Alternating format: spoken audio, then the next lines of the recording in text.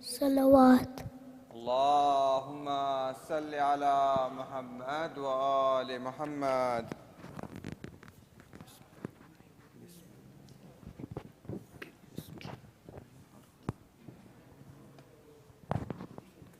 بسم الله الرحمن الرحيم. الرحمن علم القرآن خلق الإنسان علمه البيان. الشمس والقمر بحسبان والنجم والشجر يسجدان. والسماء رفعها ووضع الميزان ألا تطغوا في الميزان وأقيموا الوزن بالقسط ولا تخسروا الميزان. والأرض وضعها في الأنام فيها فاكهة والنخل ذات الأكمام والحب ذو العصف والريحان فبأي آلاء ربكما تكذبان. خلق الإنسان من صلصال كالفخار وخلق الجن من مارج من نار. فبأي آلاء ربكما تكذبان. رب المشرقين ورب المغربين فبأي آلاء ربكما تكذبان. مرج البحرين يلتقيان بينهما برزخ لا يبغيان. فبأي آلاء ربكما تكذبان. يخرج منهما اللؤلؤ والمرجان فبأي آلاء ربكما تكذبان. وله الجوار المنشآت في البحر كالأعلام فبأي آلاء ربكما تكذبان. كل من عليها فان ويبقى وجه ربك ذو الجلال والإكرام.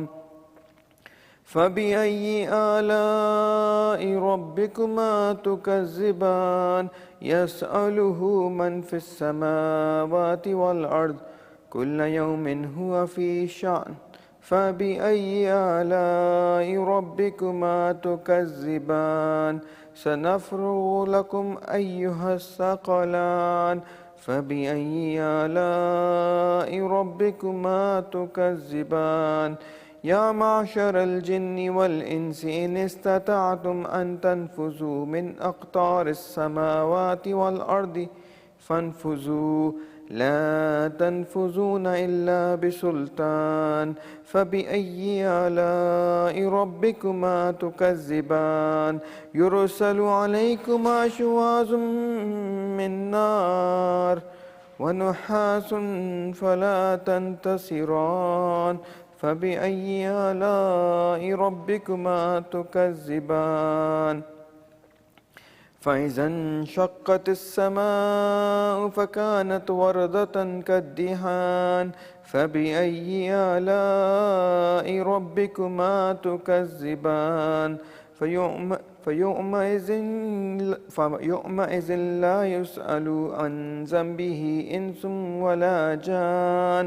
فبأي آلاء ربكما تكذبان. يعرف المجرمون بسيماهم فيؤخذ بالنواسي والأقدام. فبأي آلاء ربكما تكذبان. هذه جهنم التي يكذب بها المجرمون يطوفون بينها وبين حميم آن. فبأي آلاء ربكما تكذبان. ولمن خاف مقام ربه جنتان. فبأي آلاء ربكما تكذبان. ذواتا أفنان فبأي آلاء ربكما تكذبان فيهما عينان تجريان فبأي آلاء ربكما تكذبان فيهما من كل فاكهة زوجان فبأي آلاء ربكما تكذبان متكئين على فرش بطائنها من استبرق وجنى الجنتين دان فبأي آلاء ربكما تكذبان فيهن قاصرات الطرف لم يطمثهن إنس قبلهم ولا جان فبأي آلاء ربكما تكذبان كأنهن الياقوت والمرجان فبأي آلاء ربكما تكذبان هل جزاء الإحسان إلا الإحسان فبأي آلاء ربكما تكذبان ومن دونهما جنتان فبأي آلاء ربكما تكذبان مدهامتان فبأي آلاء ربكما تكذبان فيهما عينان نضاختان فبأي آلاء ربكما تكذبان فيهما فاكهة والنخل والرمان فبأي آلاء ربكما تكذبان فيهن خيرات حسان فبأي آلاء ربكما تكذبان حور مقصورات في الخيام فبأي آلاء ربكما تكذبان لم يطمثهن إنس قبلهم ولا جان فبأي آلاء ربكما تكذبان متكئين على رفرف خضر وعبقري حسان فبأي آلاء ربكما تكذبان تبارك اسم ربك ذي الجلال والإكرام. سورة المباركة الفاتحة. اللهم صل على محمد وعلى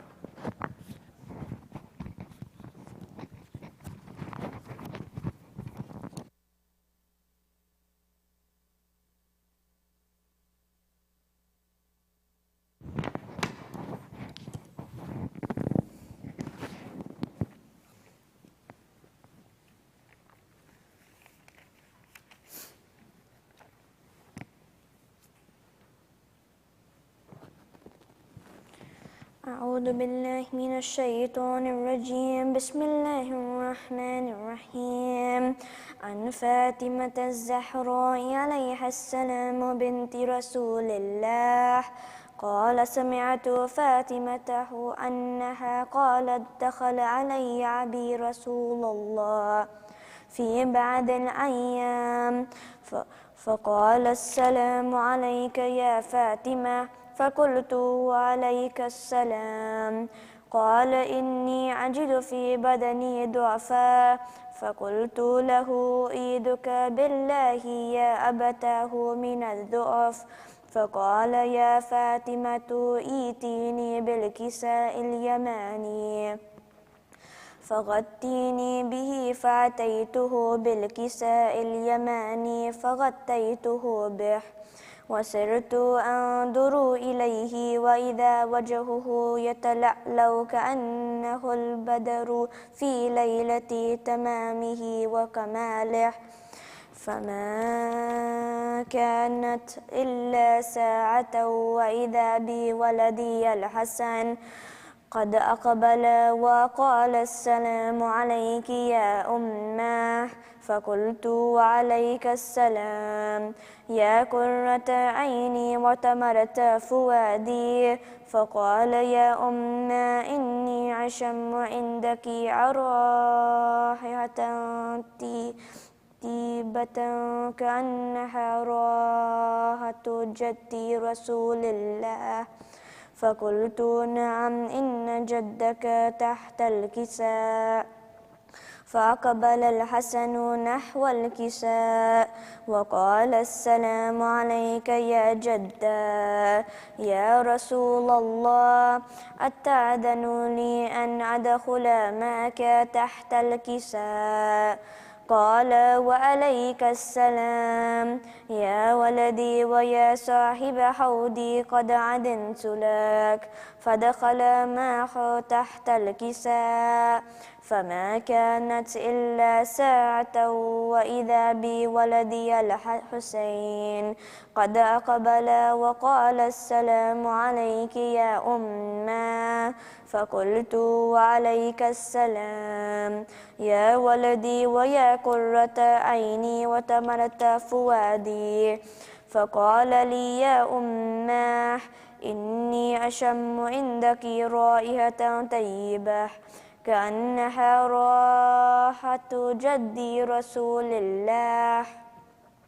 فقلت نعم إن جدك وأخاك تحت الكساء. فدنا الحسين نحو الكساء وقال السلام عليك يا جدا. السلام عليك يا من اختاره الله.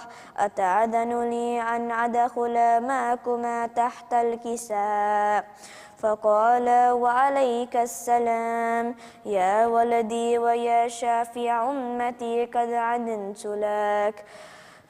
فدخل معهما تحت الكساء. فأقبل عند ذلك أبو الحسن علي بن أبي طالب وقال السلام عليك يا بنت رسول الله. فقلت وعليك السلام يا أبا الحسن ويا أمير المؤمنين. فقال يا فاطمة إني أشم عندك رائحة طيبة كأنها رائحة أخي وبني عمي رسول الله. فقلت نعم ها هو مع ولديك تحت الكساء. فأقبل علي نحو الكساء وقال السلام عليك يا رسول الله. أتأذن لي أن أكون معكم تحت الكساء؟ قال له وعليك السلام يا أخي ويا وسيي وخليفتي وصاحب لي قد أذنت لك. فدخل علي تحت الكساء. ثم أتيت نحو الكساء وقلت السلام عليك يا أبتاه يا رسول الله. أتأذن لي أن أكون معكم تحت الكساء؟ وقال وعليك السلام يا ابني عتي ويا بدعتي قد أذنت لك. فدخلت تحت الكساء. فلما اكتملنا جميعا تحت الكساء أخذ أبي رسول الله بطرف الكساء وأومع بيده اليمنى إلى السماء وقال اللهم إنه أهل بيتي وخاصتي وحمتي لحمهم لحمي ودموهم دمي يعلمني ما يعلمهم ويحزنني ما يحزنهم. أنا حرب لمن حاربهم وسلم لمن سالمهم وعدو لمن عاداهم ومحب لمن أحبهم. إنهم مني وأنا منهم.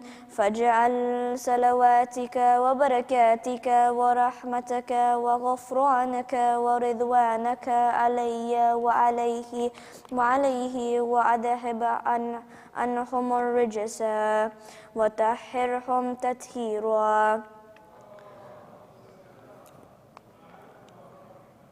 فقال الله عز وجل يا ملائكتي ويا سكان سماواتي إني ما خلقت سماعا مبنية ولا عرضا مدحية ولا قمرا منيرا ولا شمسا مضية ولا فلكا يدور ولا بحرا يجري ولا فلكا يسري إلا في محبة هؤلاء خمسة الذين هم تحت الكساء. فقال الأمين جبرائيل يا ربي ومن تحت الكساء؟ فقال عز وجل هم أهل البيت النبوءة وهو دين الرسالة هم فاطمة وأبوها وبعلها وبنوها. فقال جبرائيل يا ربي أتأذن لي أن أهبط إلى الأرض لأكون معكم سادسا؟ فقال الله نعم قد أذنت لك. فهبط الأمين جبرائيل وقال السلام عليك يا رسول الله. رسول الله الأعلى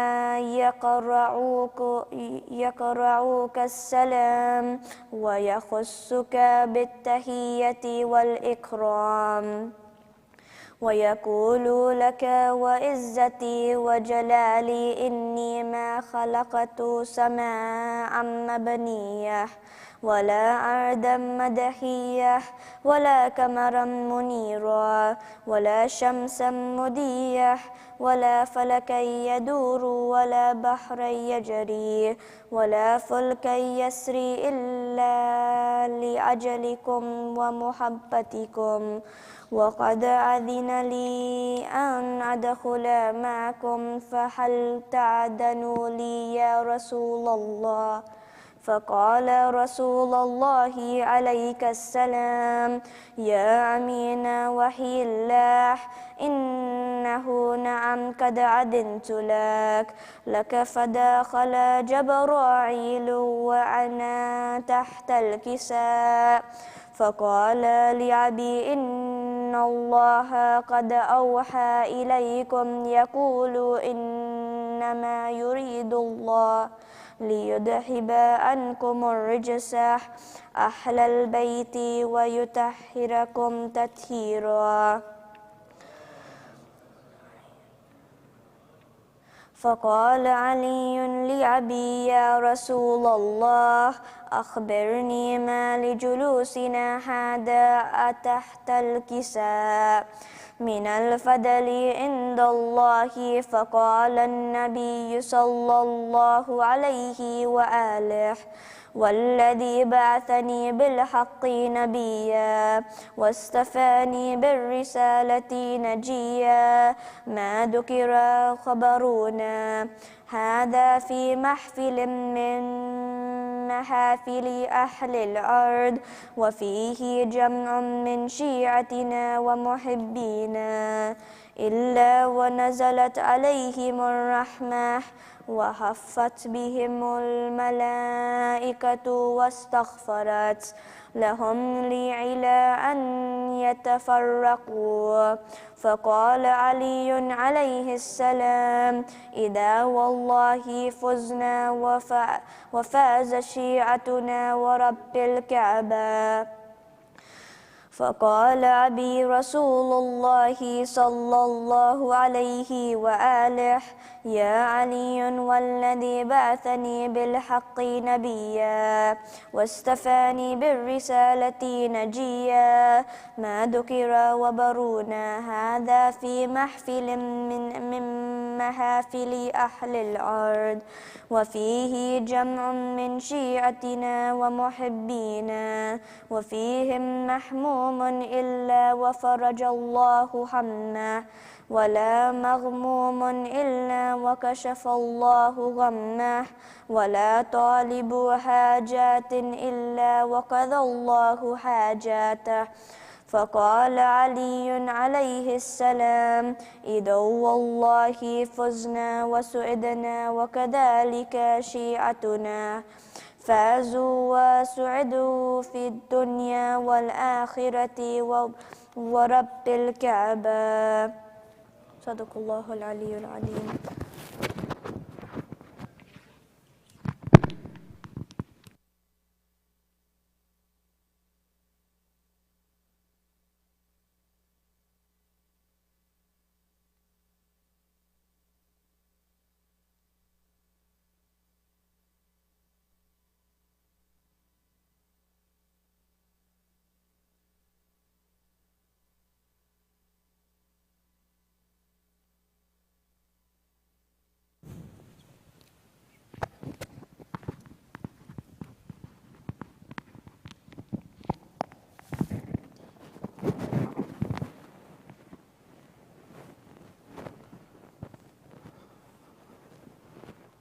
ومحمد وآل محمد صلوات.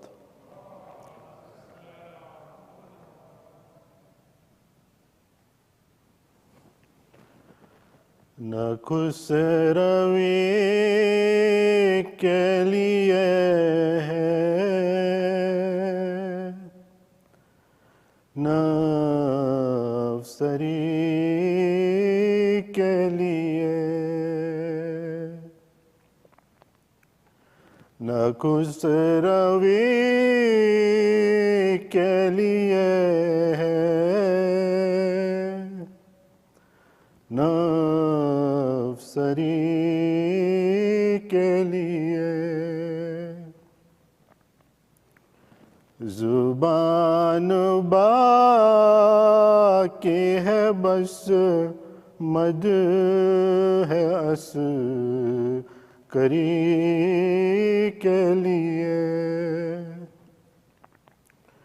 زبان باقی ہے بس مد ہے عسکری کے لیے اگر نہ ملتی انہیں نور اگر نہ ملتی انہیں نور عسکری کی زکوٰۃ ترستے چاند ستارے بروشنی کے لیے ترستے چاند ستارے بروشنی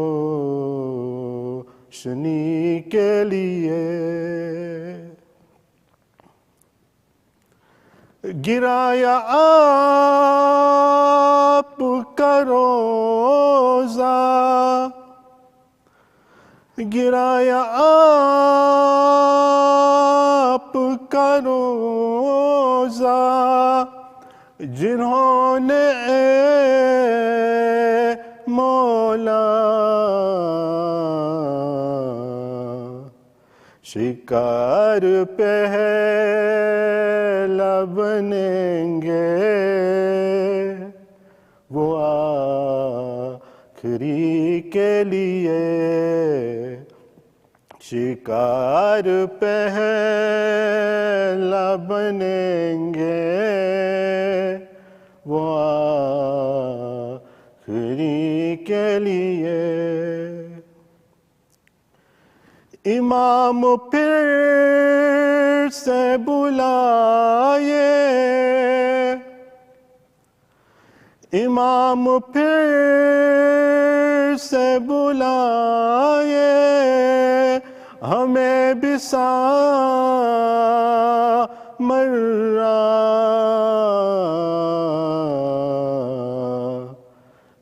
तरस रही है जबी कब से बंदगी के लिए तरस रही है जबी कब से बंदगी के लिए हमें है फ़ख्र के हम उनके हमें है फ़ख्र के हम उनके दर के नौकर हैं फरिश्ते खुद जहाँ आते हैं नौकरी के लिए फरिश्ते खुद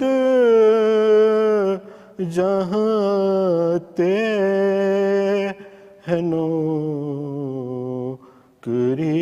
के लिए व मोहम्मद व आले मोहम्मद सल्लल्लाहु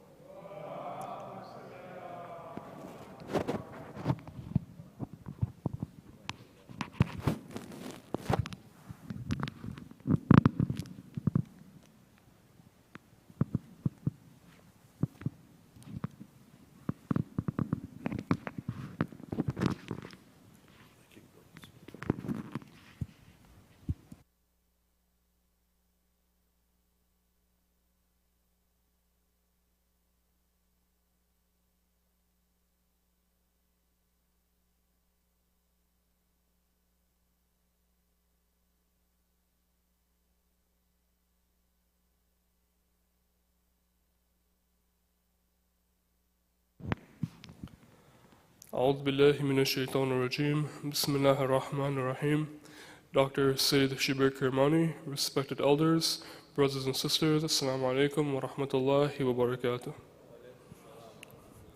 On behalf of Masjid Hayy, we would like to extend a Kushal Mubarak to you all on the occasion of the Wiladat of Imam Hassan al-Askari alayhi salam.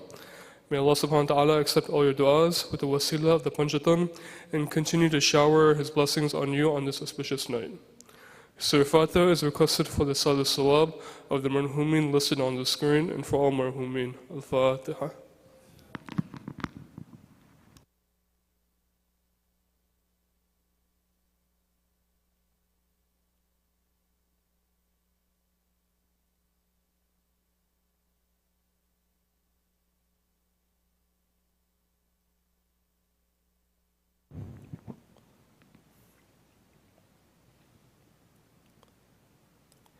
Yamun Yujibu is requested for the names listed on the screen and for all those in need here and elsewhere. Bismillahir Rahmanir Rahim. أَمَّن يُجِيبُ الْمُضْطَرَّ إِذَا دَعَاهُ يَكْشِفُ السُّوءَ أَمَّن يُجِيبُ الْمُضْطَرَّ إِذَا دَعَاهُ يَكْشِفُ السُّوءَ أَمَّن يُجِيبُ الْمُضْطَرَّ إِذَا دَعَاهُ يَكْشِفُ السُّوءَ أَمَّن يُجِيبُ الْمُضْطَرَّ إِذَا دَعَاهُ يَكْشِفُ السُّوءَ أَمَّن يُجِيبُ الْمُضْطَرَّ إِذَا دَعَاهُ يَكْشِفُ السُّوءَ. SCSO 1 Community Initiative. Please join us tomorrow, Thursday, October 26th, as we learn about SCSO's mental health initiatives, as well as the agency's opioid initiatives. The Youth Intervention Services Unit will also share resources about the host of services they provide to the at-risk youth population of Seminole County. The program will begin at 6 p.m. and dinner will be served. Women's Circle. All ladies are invited to join the next Women's Circle for open dialogue and the chance to forge meaningful connections. The next session will be this Sunday, October 29th at 12 p.m. with guest speaker Shaista Bimji, health coach and founder of Nima Health. Please RSVP at the link on the screen and discover the power of Muslim sisterhood today. Ladies program. With this month being Breast Cancer Awareness Month, the ladies of the community have set up an interactive session on Friday, November 10th at the Masjid with Dr. Tahzeen Zaidi. The program will start at 4 p.m. and will conclude with Dua Samat. All ladies are invited to attend. Office hours with Dr. Kirmani. As a reminder, Dr. Shabbir Kirmani has weekly office hours from 5 p.m. to 7 p.m. Members are welcome to schedule a private appointment to discuss religious matters, ask general questions, or share any concerns. To set up a 30-minute session, please go to the link shown on the screen. At this time, I'd like to invite Brother Akil Fazl for a special presentation on the upcoming youth retreat. Salawat ala Muhammad wa ali Muhammad.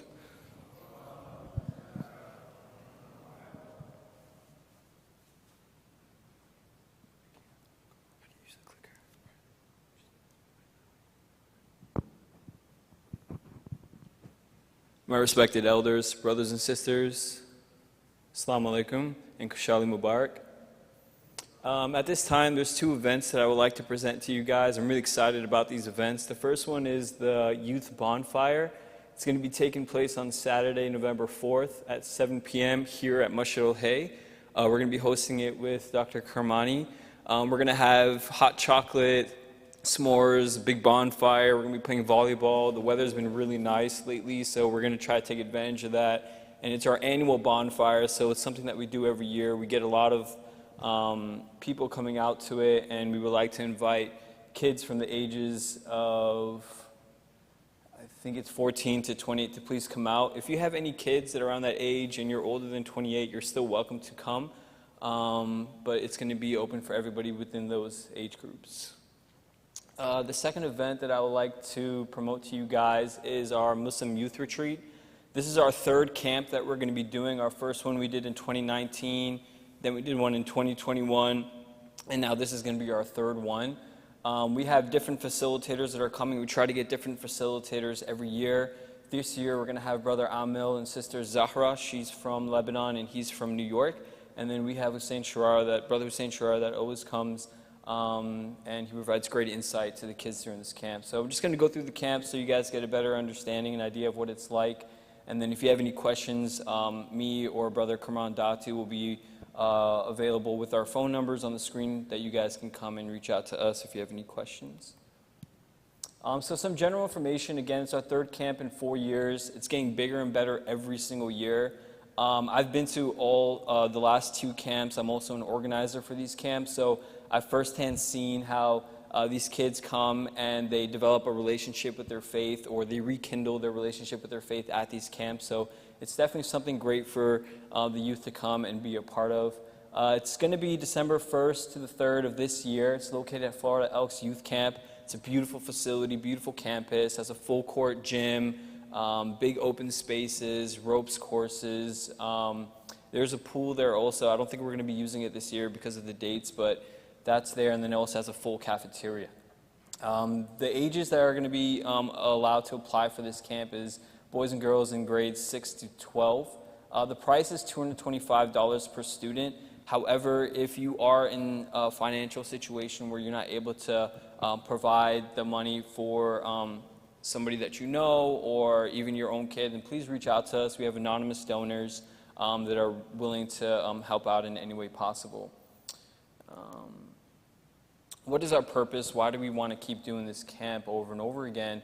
It's to increase leadership capacity and skills over an epic weekend experience. So we like to kind of balance a little bit of development with enjoyment and fun. This is a leadership retreat specifically catering to young Muslims. Again, we're trying to rekindle these kids' relationships with their faith as they go through middle school and high school, and also as they start to develop a relationship, we like to give them the tools and skills necessary to help them with that. Help them discover who they are, be confident in their own skin, and build connections with like-minded people. We do have kids coming. Last year we had kids come from Michigan and Canada. We're expecting the same this year from New York, Canada, Michigan, maybe Texas, also internationally. So it's a good way for kids at that age to develop and network with other kids around the world even. It's also knowledgeable and well-known speakers will be coming to this. We do handpick our speakers, so that way we make sure that your kids are getting the best and the most out of this camp. This year's camp, the theme is going to be inspiration, mindfulness, and confidence. We're going to focus on targeting relevant struggles faced by our youth within middle school and high school, as well as what they'll face maybe in college and the rest of their life. More activities and interactive workshops. The first year we did this, we did get a lot of feedback, as well as the second year, so we're always building upon this camp and making it better, more interactive, and a lot more fun for the kids every year. And then dynamic facilitators. Like I said, we always change the facilitators, so we bring something new every year. The facilitators this year, again, are Brother Amil from New York, Sister Zahra from Lebanon, and Brother Hussein Shirar, who we all know. What's included within this price? So we have 2-night accommodation at an indoor facility. So your kids are going to be coming in, and there's like 8 or 9 beds per cabin, and then there's a cabin leader that's going to be with them at all times. Just making sure that they're safe, or if they have any needs or anything like that, we can help them out with that. Again, our cabin leaders are handpicked. They're not just random people we find. They're people that are prominent within the community, are responsible, and are eager to be a part of this. There will be 6 meals throughout the camp, 2 on Friday, 3 on Saturday, and I believe 7 meals, I believe, throughout the weekend. Breakfast is included, lunch and dinner. It's going to be full course meals. We have high quality leadership activities run by professionals and trained staff from the Florida Youth Camp, so they are certified to be there. Then we have motivational discussions and facilitation on leadership for our youth. We also, like I said, there's a huge outdoor facility. What's included is archery, there's canoeing there, there's a lifeguard on campus, make sure we're all safe, full outdoor sports courses, ropes course, and many more things to look forward to and get excited about. The gym, I would say, is probably the best thing for those who are listening online and kids who are listening online. The gym is like the best thing. We kind of hang out there at nights. It's probably like 70, 80 kids at one point in the whole gym, and we just like to have fun and hang out, and everybody gets to meet everybody too. So how can you help if you want to get involved? If you're around the ages of like 20 to 35, we are looking for more cabin leaders, specifically male cabin leaders. If you're graduated high school and you're like 19, 20, then we do ask if you do want to help, you can become a junior cabin leader. That's just so you can understand how it works. So next year, if you would like to be the next time we do the camp, if you want to be a cabin leader, you kind of know how things work. And then again, if you want to be a sponsor anonymously, it would be great to help out some kids that may not be able to financially afford this camp.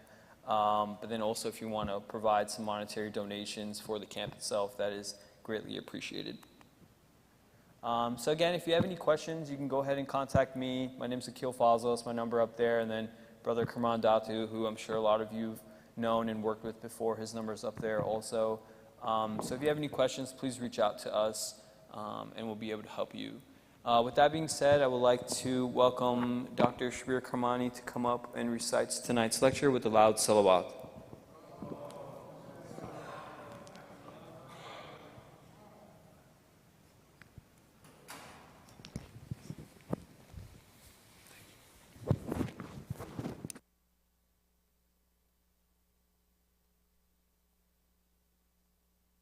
على محمد وآل محمد وعلى فرج.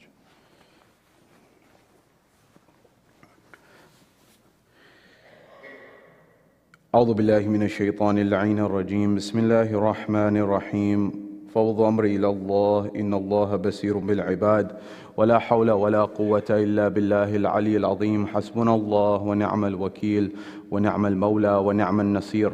والصلاة والسلام والتحية والإكرام على الرسول المسدد المصطفى الأمجد المحمود الأحمد الذي سمي في السماء بأحمد وفي الأرض بأبي القاسم محمد. اللهم صل على وعلى أهل بيت الطيبين الطاهرين المعصومين المظلومين المنتجبين الذين أذهب الله عنهم الرجس وطهرهم تطهيرا. اللهم صل على محمد. وقل رب اشرح لي صدري ويسر لي أمري واحلل عقدة من لساني يفقه قولي.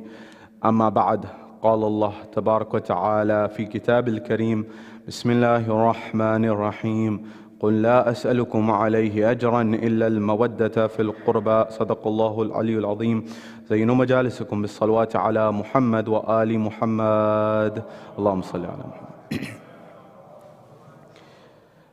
My respected elders, brothers and sisters in Islam and Iman here in Florida, across the globe, wherever you're hearing my voice, Salamun alaikum jami'an wa rahmatullahi wa barakatuh. Question, what is the eternal legacy of the 11th Imam? The Imam who you and I have come to commemorate tonight is the father of our present Imam, the Imam of our time. And in that, although he did not live a very long life, his life was only but roughly 28 years on this planet physically, he did leave a legacy that we must learn from that can give us valuable wisdom of timeless values, timeless ethics that we should adopt in our lives. And it also gives us a little bit of understanding of how each Imam had a different approach, and sometimes even their own followers didn't understand their approach, whereas they may have been looking down the road, at the same time their followers, some of them understood the wisdom and some may not have. In this commemoration and the Jashan and the Wiladat celebration and commemoration of this Imam, I want to look at a few things and some of the lessons that we can learn from this Imam. Number one, what is it that the Imam teaches us that even in difficult circumstances, as followers of Ahlul Bayt, we can still learn and still implement in our lives? Number two, what were the particular circumstances of this Imam and how did he use even his circumstances to propagate the true meaning of Islam and Shiaism as was taught by the Ahlul Bayt? And finally, with respect to that, what does it tell us about today? What are some traits that we can understand from this Imam's life that we can implement in our communities, our societies, and our lives ultimately, so that we can improve the quality of life for our families, our loved ones, and those who are in our lives, and the broader community at large? This is what we'll look at tonight. Wherever you are, here in Florida or across the globe, from the bottom of your heart, send a salawat ala Muhammad wa ali Muhammad. Allahumma salli. At the first level, I remind you, and I've hearkened back to something that I've mentioned to you before, but I'm repeating here so that it's good for us to remember, and that is this, that every Imam had a common goal, which was Hifzuddin wa Hifzuddima, preservation in their circumstances and the constraints. They were to preserve the religion and preserve the blood. Religion, Hifzuddin, preservation of the religion. Which religion? The religion of Rasulullah, of Islam, in its truest sense, number one. And number two, they were also at the same time trying to preserve the life of the believers. They did not want to maximize bloodshed, they wanted to minimize bloodshed, so that they could keep the religion alive and at the same time keep the believers alive. Number one. Number two, sometimes their own followers didn't understand their wisdom, or sometimes they didn't know what the Imam was doing. Sometimes the Imam was doing something for down the road. And sometimes they were doing things for their time, particularly. Example, if you look at the time of, for example, Imam al-Askari, and then compare that with the other Imam who also has the same name, Imam Hassan alayhi salam, you'll notice some particularities. For example, when it comes to Imam Hassan alayhi salam and his signing of the peace treaty, I remind you, first Imam Hassan was ready to fight, but the people didn't support Imam Hassan al-Mujtaba, if you recall, number one. Number two, when it comes to Imam Hassan al-Mujtaba, if he had not, history says now, had he not signed the peace treaty, perhaps there would be no Shiaism. Why? Because of the bloodbath that may have ensued due to the killing of the Shias. So maybe that would have been one aspect, number one. Number two. But the third element is very important. Do you know that Imam made the decision based on the circumstances and based on the necessity? He did not give bay'ah to Muawiyah. He wrote a peace treaty to expose Muawiyah. But despite that, do you know that some of the people who called themselves Shias of the Imam, they would, after the peace treaty that Imam Hassan wrote, they would say, not Assalamu alayka ibn Rasulillah. They would not say Assalamu alayka ya Hassan al-Mujtaba, ya Imam. They would say Assalamu alayka ya mudhill al-mu'minin. O you, peace be upon you, O who humiliated the believers. This is Shia saying this to the Imam. Now, even some people didn't get what the Imam was doing, because the Imam's vision is not just for right now. The Imam's looking down the line. Now, of course, you and I would question what type of Shia are those. Certainly, I'm with you on that. But what I'm saying is, sometimes people who claim to be followers of the Imam, they themselves didn't have the wisdom of what the Imam was striving for, number one. Number two, when it comes to the time of Imam al-Askari, as you know, there are riwayat, if the Imams had their choice, Imam Askari very possibly would have stayed in Medina the same way that the other Imams who had the freedom to choose where they were to stay, such as Imam al-Baqir or Imam al-Sadiq, for example, or the Imams who had relatively a little bit more freedom, they would have picked that place to stay. But this time was different. Imam Askari, along with his father, they had to move. His father had to move, and by virtue of that, Imam Askari also had to move. They had to move from Baghdad. Baghdad, as you know, was the modern Baghdad that was set up by the Abbasids as their capital. It had to be shifted. Why did it have to be shifted? Because the political dynamics of the Abbasids were such that they were hiring mercenaries who were often of Turkish background, and they were hiring these mercenaries. And these mercenaries you pay them, they're happy with you. You don't pay them, they have no respect or integrity for anything. They will even kill you if they have to. This happened in the history of Europe. This happened in the history of the Arabs as well, and the Persians. So they were hiring these mercenaries. Mercenaries were assistants or people who were hitmen for hire. You would hire them and they would fight on your behalf. And so these mercenaries had come into Baghdad. But sometimes they had no respect or dignity for anyone, and they would even go after the women and the families, and they would cause a lot of challenges for everyone, including the people who were writing their checks, the Abbasids. And so the Abbasids said, look, we have to move. So they decided to move eventually to Samarra, or more appropriately, Surriman Ra'a. Surriman Ra'a means a beauty to the eyes, Samarra, which we now call. And at that point in time, they set up this base, and Imam al-Askari, he's known as Askari. Askari means a force, a military force, or a cantonment. And this is where there was a cantonment that was set up. And there's a waqiyah, or narration behind that, with respect to this, that what happened was the Abbasids wanted to intimidate anyone. So they would try to intimidate the mercenaries they were even hiring. Don't try to revolt against us. But they were also looking at something else, which was what? They were also looking at the riwayat from Rasulullah that had clearly indicated that after me there will be 12 leaders. And they were counting, and even though they would not publicly say it, they knew that these were right. The Ali Muhammad were right.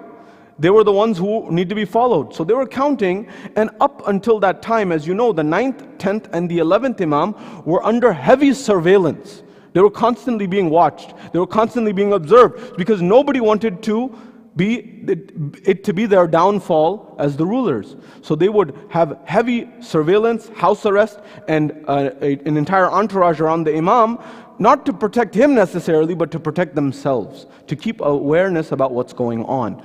So eventually what happened was, the Imam has to move to Samarra. And when he moves there, his father moves there, of course. And at that point in time, they're keeping a heavy watch on the Imam. And they tried to intimidate the Ahlul Bayt from time to time, but of course the Imams had access to a divine army of angels and representatives, should they wanted to use it. Of course, it was the wisdom of Allah that they did not. And so nonetheless, the Imam was there.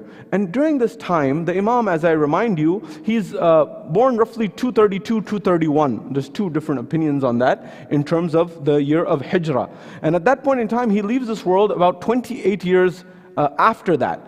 And it's a young life, but the Imam reminds us that life perhaps should not be measured in its length, rather it should be measured in its weight. How much did one accomplish in that lifetime? How much did one accomplish in the time that they were on earth?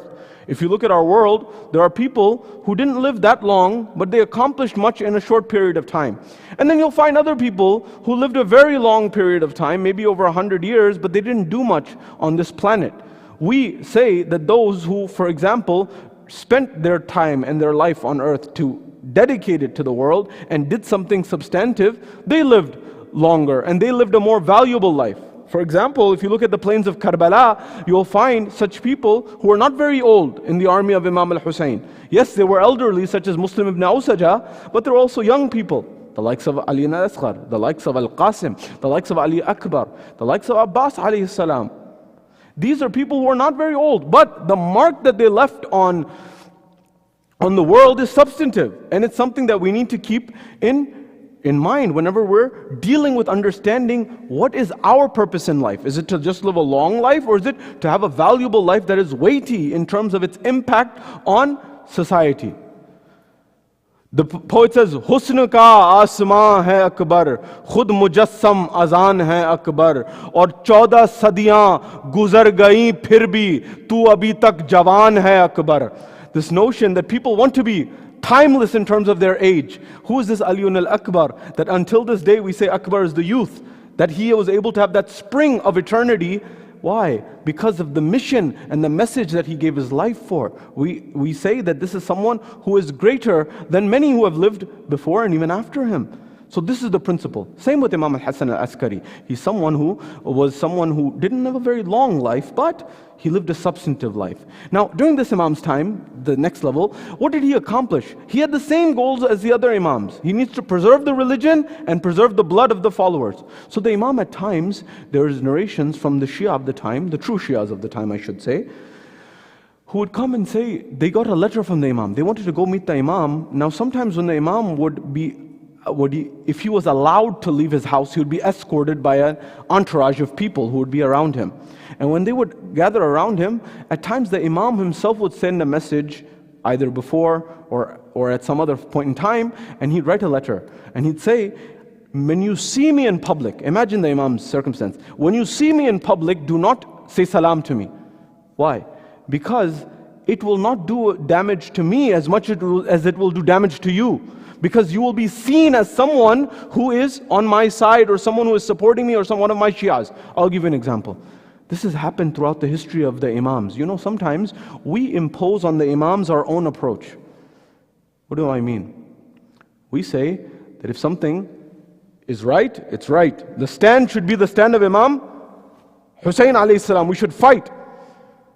Sometimes we don't even realize it, but the Ithna Ashari Shia view has become a different form of Shi'ism, the Zaydi Shia view, for example, and we don't even realize it. The Zaydi view was, no matter what happens, you fight the powers that be, and you stand and you go to the plains of Karbala, the same way Imam Hussein did. That's not the Ithna Ashari view. The Ithna Ashari view is different. The Imams had different approaches. Sometimes there's the approach of Imam Sajjad and du'as and rights, treaty of the rights. Sometimes there's the approach of Imam al-Baqir. Sometimes there's the approach of Imam al-Sadiq in the University of Medina. Sometimes there's the approach of Imam al-Rida alayhi salam. There are different approaches for different times. I'll give you an example. If you ask the Muslim community and they ask us about Shias, this is one thing that Shias are blamed for. They say Zurara. You say Zurara was a companion of your Imams, the 4th, 5th, 6th Imam. He was a companion during this time of the Umayyad Empire. And you say he's a companion, but your Imam has statements against him. How do you reconcile this? And if you don't know your history, you could become perplexed. You won't know how to answer. And the reality is, Alhamdulillah, Zurara's own son came to the Imam and explained it. The answer, gave us the answer. He came to the Imam, he said, Ya Rasulullah, can you please explain to me that our father, Zurara, my father, was someone who supported you. He loved you, he had affection for you. But you are yourself on the record saying something publicly against him. Can you please explain? The Imam said, I did for your father, and we did for your father, the Ahlul Bayt, we did for your father the same thing that Khidr did with the boat. So the Khidr did with the boat? So what do you mean? He said when Khidr, in the 3 stages of the story between Musa and Khidr, in the first instance, the boat, Khidr drills a hole in the boat, Musa objects. And then Khidr says, did I not tell you that you will not be patient? There's a reason. And later he explains that there was a ship bandit, a thief, a robber who's stealing these good boats. So I drilled a small hole so that they'll think it's damaged and they'll leave it. But the person who owns it can patch it up and fix it and he can still use the boat. You didn't see that, you didn't notice that, I'm explaining that to you now. Similarly, the public statement that we gave against Zurara was one that we did so that it could be seen that he is not one of our partisans and he can do the good work that he's still doing. Otherwise they would have killed him. So sometimes the Imams' approaches were not like that.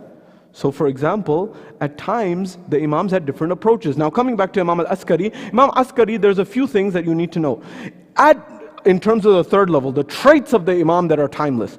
Knowledge. Every Imam, whether it was the 1st Imam, whether it was the 2nd Imam, or the 11th Imam, or the 9th Imam, they were known for their knowledge in some way, some shape, some form. as followers of Ahlul Bayt, we should also be known for this. I remember when I visited 2015 and met with some of the top scholars, it was a group of us young speakers from America and the United Kingdom, and we said, what should be the Shia identity be in the West? And they said, look, part of it is you need to discuss this amongst yourself because you need to know the lay of the land, ask the experts, number one, but number two, if you want some basic principles throughout times, the Shia have been known for knowledge, for example. The most knowledgeable of people have been Shias in every era of time. The Imams, number one, and then their followers thereafter. And so that's something that we should be focused on. Education, sustaining education, encouraging education should be something that we should be at the forefront of. Because knowledge is something that it not only alleviates your troubles, it alleviates society's troubles if it's used the proper way. So this is one. The next element is justice. The Ahlul Bayt always strive for justice in some way, shape or form. Now it wasn't always outspoken, sometimes it was implicit, sometimes it was through writing, sometimes it was through speaking. There was a moment in time, during the time of Imam al-Askari alayhi salam, where the ruling Abbasids were falling under prey of a difficult circumstance that they didn't have the answer to. And then when they never had the answer, they used to do the same thing. They had to come to Ali Muhammad. So when they didn't have the answer, what was going on? There was a Christian monk who was a person who was seemingly pious, who was, when there was a drought in Samarra, he would raise his hand during this drought and he would do dua. When he would do dua, rain would descend. And so now the Maulanas, this, that and the others are doing dua. Dua is not being accepted or the rain is not coming down. Now at that point in time, people need to survive. So they're saying that this Christian monk is getting more effective results. He's getting rain. What's going on? So people began to, lose their faith, their iman. And so when they didn't have an answer, they said, call on to Hassan al-Askari. He's the Imam of the Rafida, the Imams of the Shia. He said, what's the problem? He said, this monk, there's a drought going on in the city, and he's doing this prayer, seemingly, and rain is descending when he raises his hands. Now, keep in mind, Islam and Christianity have historically and still have good relations. I remind you that this idea that the first person to give a safe haven to the Muslims in the first migration was not Mecca to Medina. The first migration, of course, was to Abyssinia, to modern-day Ethiopia, Eritrea, this area and this region. And Najashi, the king, is the one who gave the safe haven to the Muslims under the guidance and the leadership of Ja'far al-Tayyar, as you recall.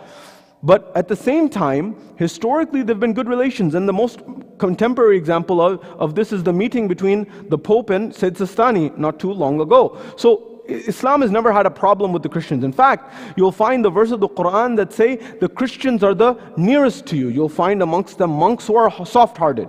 And so the Islam has this basis. But in this particular context, there weren't true Muslim scholars who could pray for the rain to descend. Now, had the Imam prayed for the descending of the rain, Imam Askari, and had he been given the opportunity, of course the rain would have descended. But they would not want that. The Abbasids would not want that, of course, because it would establish the Imamat and people would follow the Imam rather than them. So they were stuck between this place. So the Imam said, look, what's the issue? He says, he raises his hands and the water descends and the rain descends. So very good. So when he goes next time to raise his hands for prayer, I want you to just go to him and hold his hands. And between his fingers, you may find something. You will find something. Bring that to me. So what is it? They very well. So when the drought was continuing, they asked the monk to pray. He raised his hands. And as he went to raise his hands this time, they went and they took his hands and they said, can we please see your hands? They said, is there something between your fingers? They found indeed there was something between his fingers. They took it and he brought it back to the Imam. And the Imam said, this actually is a bone from the body of one of the prophets of Allah subhanahu wa ta'ala from the past. As you know, there's over 124,000 prophets. We don't know all of their names. We know a few names. But there were many. And so he said, this is the barakah and the mercy of this blessed prophet and his good actions during his life, that this is blessed whenever it will be risen. In order to do dua, the dua will be accepted in particular for this rain. So it's not necessarily the kamal and the exceptional nature of this particular individual. It rather has to do with this bone in particular. And this was one of the moments where the Imam saved the reputation, if nothing else, of the Muslim community, number one. Number two, Allahumma salli ala Muhammad. The second and the final narration that I want to share with you is the story of Ishaq al-Kindi. And this is something that I think has a timeless message, where the Imam uses justice, knowledge, and his generosity to solve the problems of the time at the same time all together, and gives us a very valuable lesson for today and for the future. Meaning what? The Imam explains something. There's a philosopher by the name of Wittgenstein. Wittgenstein, he wrote his books in the 20s, and then one of his books was published posthumously after he passed away. He was one of the biggest names in philosophy. And he said that all of our lives is dictated by trying to explain the pictures in our head to the other. And the picture that I have in my head is not the same as the picture that you have in our head. And there's some gaps between the picture. Even if I say there's a cat on the mat, the image of the cat that I have in my head and the one that you have in your head is different. This also explains many of the disputes that happen between husband and wife, between friends, between colleagues, differences of opinion and views, that we may be thinking we're talking about the same thing, but even the particulars of what we're talking about have differences amongst them. Anyways, Ishaq al-Kindi, before he came to this side, he wrote a book first. And that book, he said, it was called Contradictions in the Quran. Tadad, that is contradictions in the Quran. Things that seemingly on one side, it seems that the Quran says one thing, and then the Quran says something against that same thing. So these are at odds. One way the Quran is going north, the other way is going south, on the same issue, for example. So for example, one example that is cited that people, even today, they try to find contradiction in the Quran. They say Allah created every action. And at the same time, the Quran says you will be accountable for every one of your actions. So is this a contradiction? Allah said, I created the action, and then you'll also be accountable for it. And so there are answers to all of these types of dilemmas. And I've told you some of them, for example, over time. So he said, he wrote an entire book called Contradictions in the Quran. When he wrote this, the news reached the Imam's ear. And he said to his own Shi'as, he said, why don't any of you respond to this person? Why don't you respond? You see, the Imams were the foremost to give answers in a logical, substantive way. By the way, if you read the history of society in the last 200 to 300 years, before the Enlightenment and before the modern democratic process that we have, people used to solve problems, and unfortunately still they do, with might is right. We go to the battlefield and we fight. But eventually, in the Enlightenment, people began to say, we're civilized. So the way we're going to win is by having argumentation and debates in the public square. And if I can win the debate in the public square, then my view goes. So how you argue and discuss and debate became very valuable. If you go to the liberal arts colleges of America, there are 3 subjects that were historically taught that were the most powerful subjects. What were they? Logic, grammar, and rhetoric. If you knew these inside out, you were able to move mountains by explaining people what is reality and help persuade them to your view. And so this was something that was studied. So now coming back to this. Anyways, the Imams would also invite their students to tell people to come to justice and truth through logical arguments. ادعو إلى سبيل ربك بالحكمة والموعظة الحسنة. The Quran says, وَجَادِلْ بِالَّتِي هِيَ أَحْسَنُ. That invite people with the best of exhortations and debate with them in the best of ways. And this is something that we need to learn how to do. Remember, there's an art to communication. Allah told Musa, اذهب إلى فرعون إنه طغى. Go towards Fir'aun, he has transgressed. But still Allah says to Musa, when you speak to him, قَوْلًا لَيِّنًا, speak to him in a soft tone, in a soft method. Ya Allah, you want me to speak to this tyrant, this zalim, in a soft tone? And they say Musa was a sort of a Jalali prophet. Jalali in the sense that he had an anger for the sake of Allah. So then you're asking someone who has his anger for the sake of Allah to cool it down. Allah knew the psychology of the opposition. And he said, if you come out guns blazing with him and fighting, it will backfire. So you have to understand how to communicate with him. So he's telling Musa this. So who are you and I? At times the Imams were strict with their opposition and how they addressed them. At times they weren't always like this. People even, I remind you, people doubted the Prophet when he wrote this very famous, when the Prophet wrote this very famous Sulh Hudaybiyah and he signed it, People doubted Rasulullah in that circumstance. Who are you and I? So the point that I'm driving at here is, it's very important for us to keep these points in mind. Now coming to this, the Imam said, why don't you respond to this book he's written, Ishaq al-Kindi, called Contradictions in the Quran. He says, what should we say? Ibn Rasulullah, what should we say to him? What do we know? He said, I want you to befriend him, become a student. And the same way today, if you want to be a student at a university, you become a teacher's assistant or a research assistant. He said, sure. He said, develop a relationship with him, and then ask him a question. And that question will solve the problem. So the Imam told him the question. So one of the students went, and he became a disciple, and he said, I want to serve you. I want to, in that way, time, you would cook or clean or, sweep or whatever you needed to do to become a disciple and a student, and then you would learn from the teacher as well.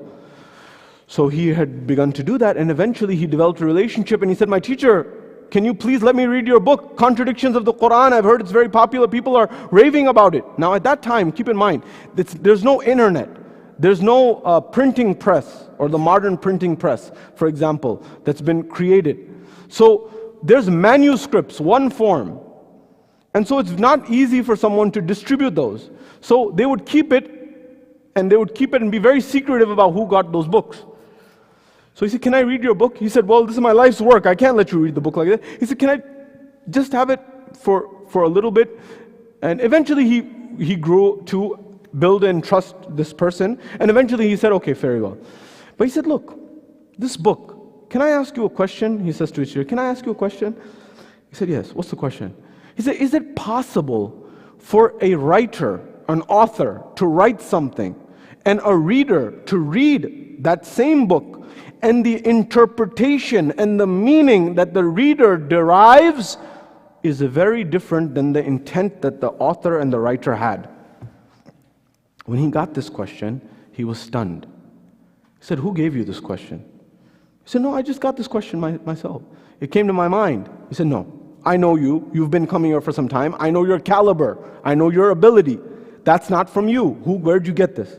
He said, why? Because this is the absolute truth. It's very possible that the author has one thing in mind and the reader has something else in mind. Nietzsche, one of the philosophers of the 18th and 19th century, came forward and he said that I'm not so concerned that people do not understand what I'm writing. I'm much more concerned that what will happen if people actually understand what I'm writing. The idea being that they would come for his throat. People would not be able to tolerate, he was saying, of what he was saying.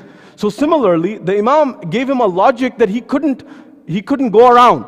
He said, yes, it's possible that someone had some intent and the reader derives a different understanding. Even when I lecture sometimes, I'll say one thing and there's 90 different interpretations of what I'm saying. This is one measly person like me. Imagine a writer and someone else, how many different interpretations people can derive in terms of what's being said. So having said that, he said it's absolutely true. He said, therefore, is it possible that what you are perceiving as a contradiction in the Quran is not a contradiction in the Quran. It's rather you may not have understood what the author had intended. He said, that is enough. That is sufficient. I know now what I need to know. He put his entire book into the river. This same Ishaq al-Kindi is the one who eventually was the tutor of the Abbasids, Khulafa's students, his sons. They asked him eventually, who's greater? You or who's greater? My sons or the sons of Ali ibn Abi Talib? My sons or Hassan and Hussein?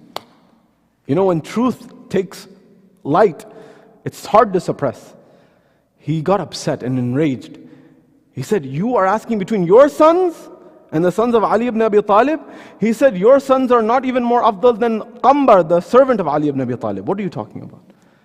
And they ordered to cut out his tongue, as you know, as they did so many others. But remember, this person is remembered for his love. As the poet says, finally, Faraze dar se misam bayan dete hain, rahega zikr Ali, hum zuban dete hain. Rahega zikr Ali, hum zuban dete hain. That the statement and the dhikr of Ali ibn Abi Talib will remain. Maytham, sometimes it was Maytham, sometimes it was others. They always said, Ali's zikr will remain. Why? Because the same traits of Ali that were timeless, of knowledge, generosity, justice and virtue, are the same traits that Imam al-Askari alayhi salam embodied. We pray to Allah subhanahu wa ta'ala that we are able to learn from the life of Imam al-Askari alayhi salam.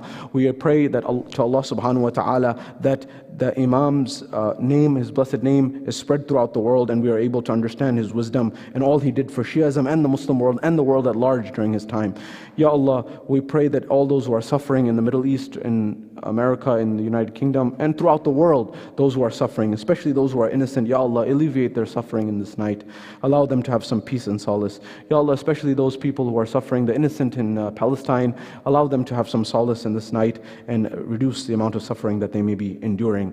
And Ya Allah, ultimately hasten the reappearance of Imam Sahib al-Asr wal-Zaman, the son of the Imam who we are commemorating tonight, and allow us to be amongst his companions when he returns. A final request to please recite the Surah Al-Fatiha for your marhameen, for our marhameen, for all those who do not have someone to recite a Fatiha for them this night. Surah Al-Mubarak Al-Fatiha ma'as salawat. Allahumma salli ala Muhammad. Bismillah.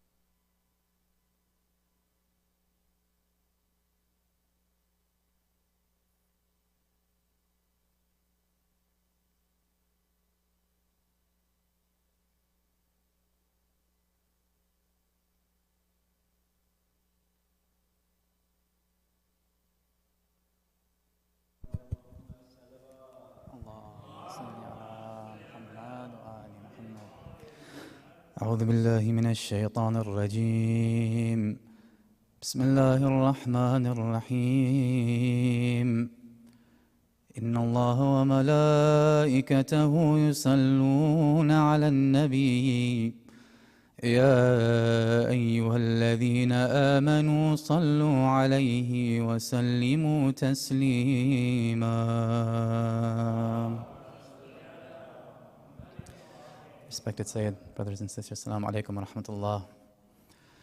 In an effort to honor our 11th Imam and to offer a glimmer of hope during these difficult times, I wish to dedicate a few lines of poetry to the Imam of our time, Imam Sahib al-Asri wa Zaman. But before that, I ask you to fill this gathering with a loud salawat ala Muhammad wa ali Muhammad.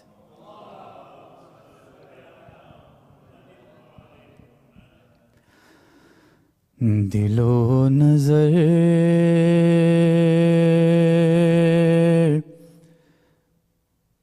دل و نظر پہ تیرا احترام واجب ہے دل و نظر پہ تیرا احترام واجب ہے دل و نظر پہ تیرا احترام واجب ہے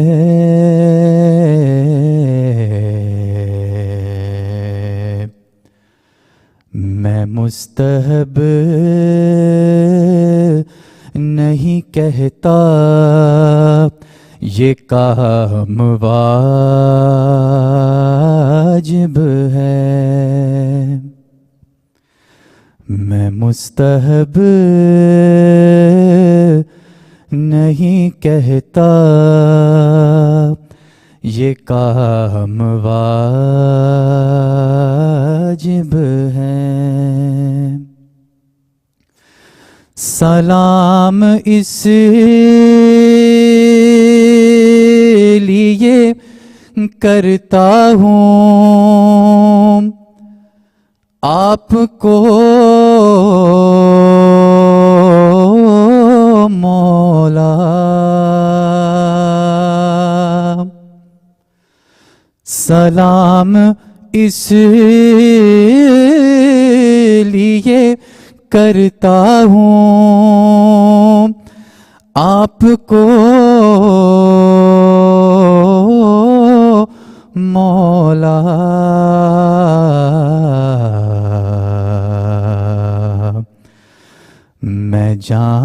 جانتا ہوں جواب سلام واجب ہے،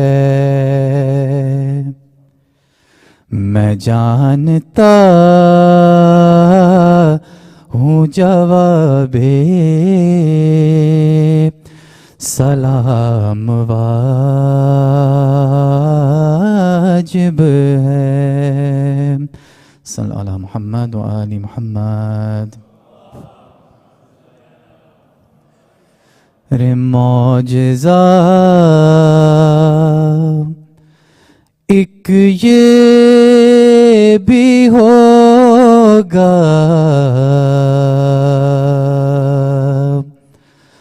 آپ کے آنے کے بعد معجزہ ایک یہ بھی ہوگا، آپ کے آنے کے بعد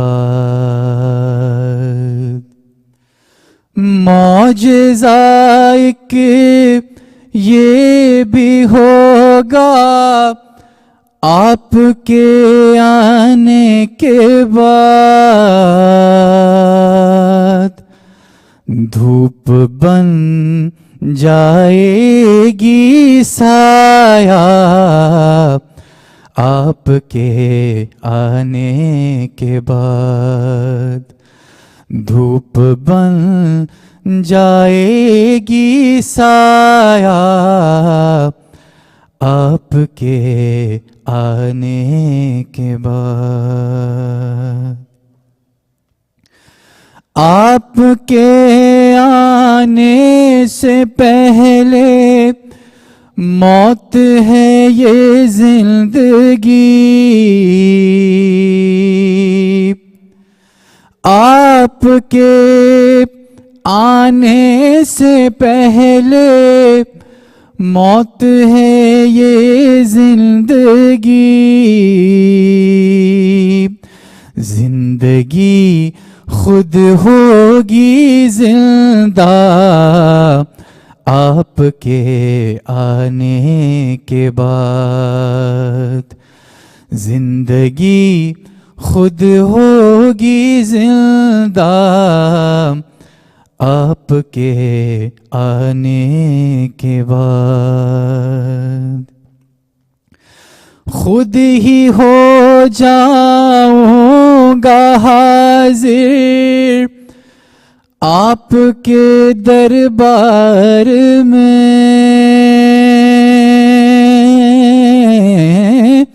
خود ہی ہو جاؤں گا حاضر آپ کے دربار میں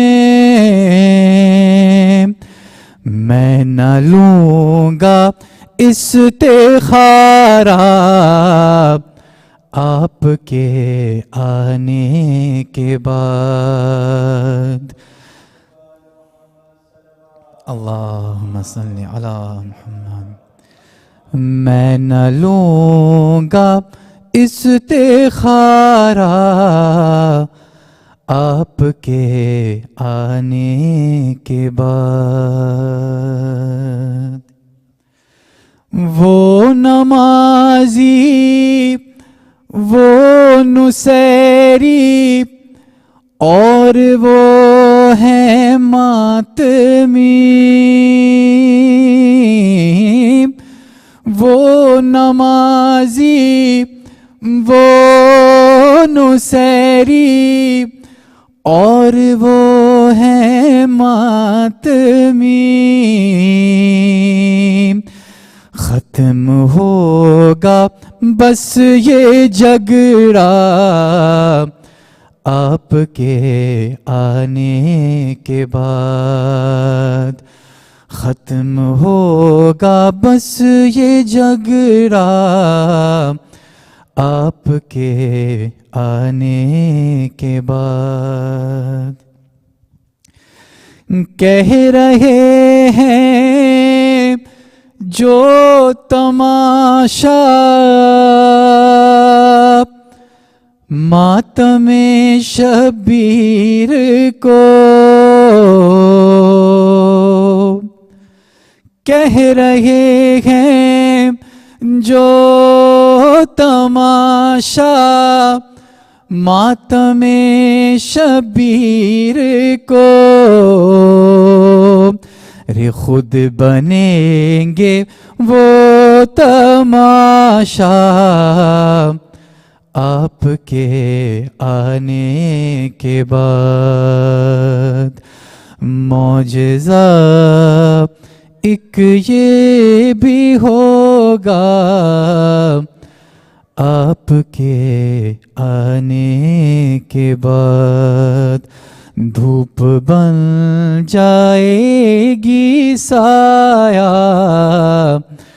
آپ کے آنے کے بعد۔ افضل الصلاة محمد و آل محمد۔ تمنا یہ دل میں بہت کچھ ہے میری، ہے امید ہوگی بہت جلد پوری، میرے حق میں کر دیجئے جو کچھ ہے بہتر،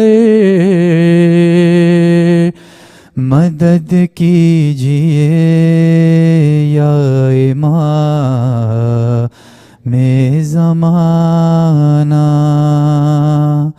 مدد کیجئے یا امام زمانہ، ہٹا دیجئے غیبت کا پردہ خدا را، پردہ خدا را، مدد کیجئے یا امام زمانہ۔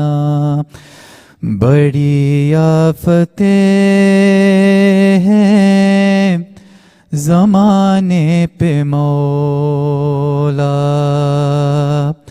پریشان مسلمان کہاں جائے مولا، پکارا تمہیں جب ہوا دل جو مضطر، مدد کیجئے یا امام زمانہ، ہٹا دیجئے غیبت کا پردہ خدا را، پردہ خدا را، مدد کیجئے یا امام زمانہ۔ صلی اللہ علی محمد و آل محمد۔ سورة المباركة الفاتحة۔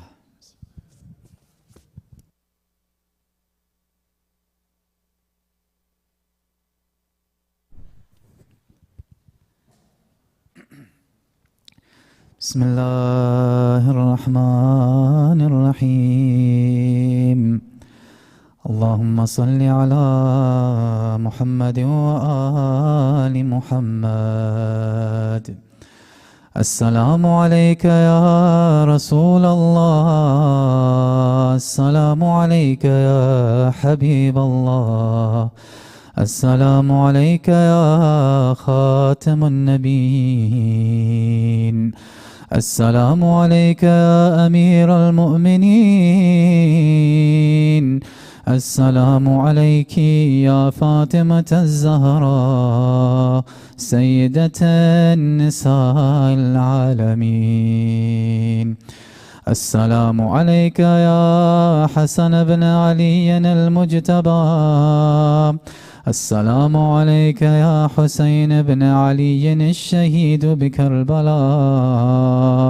السلام عليك يا علي بن الحسين زين العابدين، ومحمد بن علي الباقر، وجعفر بن محمد الصادق، وموسى بن جعفر الكاظم، وعلي بن موسى الرضا، ومحمد بن علي الجواد، وعلي بن محمد الهادي، والحسن بن علي الأسكري.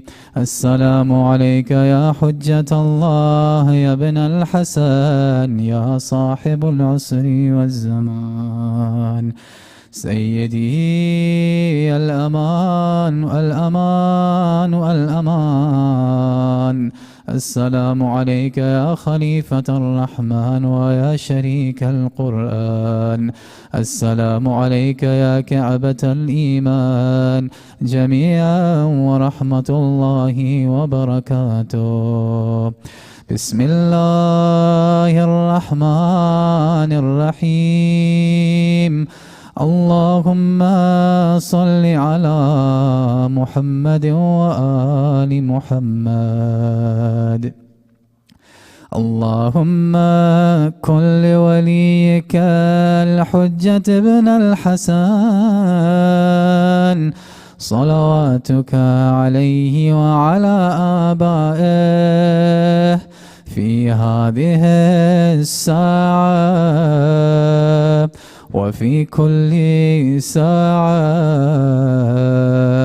وليا وحافظا وقائدا وناصرا ودليلا وأينا، حتى تسكنه أرضك توعا وتمتعه فيها طويلا برحمتك يا أرحم الراحمين.